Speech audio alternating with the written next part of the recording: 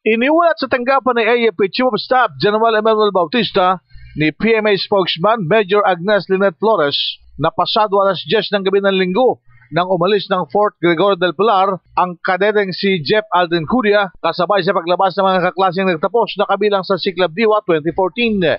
Sa kanyang ulat, sinasabing dumaan sa tamang proseso ang pagkakatanggal ni Curia kung saan nabigyan din umano ito ng clearance na magagamit nito ang mga natutunan sa loob ng academy sakaling pumasok siya sa iba pang paaralan. Ayon naman kay Colonel Rosano Brigues, ang commandant ng Cadet Corps, pinayuhan nila si Curia na mas makakatulong sa kanyang appeal kung siya ay nasa labas na ng akademya. Cadet Curia has all the legal remedies available to him. We've been telling him that. You have all the legal remedies. In fact, we're advising him before, if you really want, that's available to you. But you can go out because he cannot process any complaints legally if he's still inside the academy.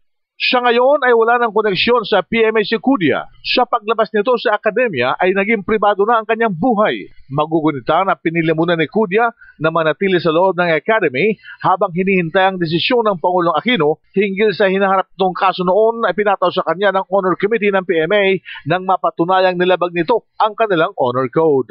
Iyan ang DZRH News, RH 911 Bing Formento, naglilingkod sa pagbabalita.